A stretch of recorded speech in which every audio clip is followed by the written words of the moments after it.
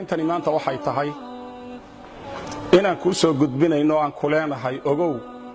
oo xusuusnow inaad adoon Ilaahay tahay inaadan iloobin wixii lagu abuuray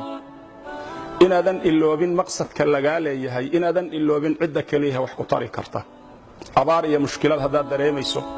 hadaad awlaad la'aan dareemayso hadaad caafimaad la'aan dareemayso hadaad maxaan ku dhahdayay masiibo iyo dulmi cid ka haysta jiro Ilaahay inaad xasuusnatoodan iloobin way fariinta saddex misaal baan ku siinaya qisada koobaad waxa lagu tilmaamaa ibn abi dunya kitaabu leeyahay inuu ku wariyay isagoo zuhdiga ka waramay iyo alla bariga iyo cibaadada qofka muslimka ah waxa kale oo wariyay Hasan al-Basri isagoo Anas ibn Malik ka wariyay nin ansaariya inuu ahaa nin ganacsada lagu tilmaamay naasik iyo waric xalaal miirad inuu ahaa xilligii nabi Muhammad alayhi salaatu wasalaam ninkaasi inuu maalin maalmaha kamida isagoo safar doonaya soo maray tuulooyinka iyo magaalooyinka deegaanka bani aadamka kamida oo dhinaca Shaam inay ahayd lagu tilmaamay ninkii waxa uu warsaday cid gaadiidlaya oo uu kaashado oo uu weheshado oo dariiqa marisa waxa loo sheegay nin dadka ka kireeya fardo ninkii baa farda iyo gaadiid ka kireeyay ninkaas oo tuugaha asalkiisa yaa markii wadadii dhexda la sii marayay wuxuu yiri wadadan inagu leex waxa uu yiri war wadadan haynagu leexina tana raadkiya dadka cagtoodu ka muuqataaya ina mari wuxuu yiri may anigu tana naqaano tana dhow oo tana toobiya wadadii ayuu ku hormaray ninkii dabeedna markii hawd halkaas ahiya keenaya dhul qariiba la dhex maray iyo togag la maraayo yaa wuxuu tusay lafa dad badan oo dhintay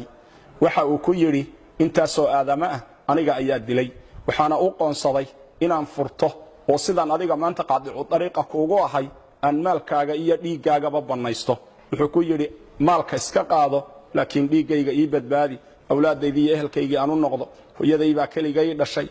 sidii loo hantaatici lahaa ayuu aad u calacalay wuxuu ku yiri inta aan dilayba hadal fiican way yiraahdeen qofna kama maqal waxa uu yiri waxaan ku yiri war afar rakacadood intaan tukanayo ma ii kaadin kartaa mar hadaad dilayso markaas wuxuu yiri waxa tukataa inta aad rabto waxa uu yiri waxaan bilaabay salaad waxaan isku dhaxwaday ducooyin iyo ayad quraan oo qalbigayga ku soo dhacaysay ayada quraanki waxay amman yujibul mudarra idha da'aa wa yakshifu as-su'a wa yaj'alukum khulafa al-ard ilahum ma'a Allah ayada qalbigayga ku soo noqnoqonaysay ducaduna waxay ahayd ya wadud ya dhul arsh al-majid ya fa'alu lima yurid ducooyinkaas ayu akhriyay aghithni ya mughith wa aghithni bi ku'al ali ducada markuu akhriyay ya rakacadihiisa ku dhex jiray yaa wuxuu lusku la hortaagnaa warankii uu ku dili lahaa ayuu la hortaagnaayo dhaqso ayuu lahaa wuxuu u jeeday ninkii oo durbadiiba xagga dambe jaleecay oo dhinaca fiiriyay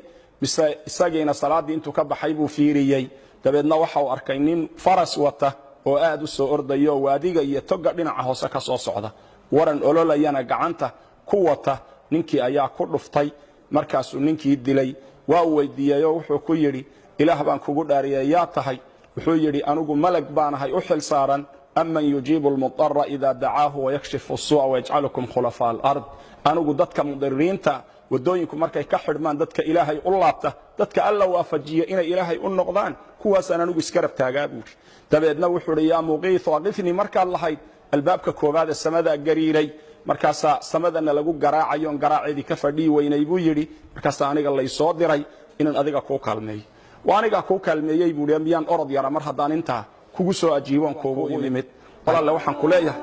kuma amrayo waxaan ka dalbayaa si naxariisa shariidka kooban oo ayadaha quraanka iyo xadiiska iyo qisaska islaamiga ku duuban yihiin cid aad gaarsiin karto dhan gaarsii inta kuugu jirto dhan la sheer galay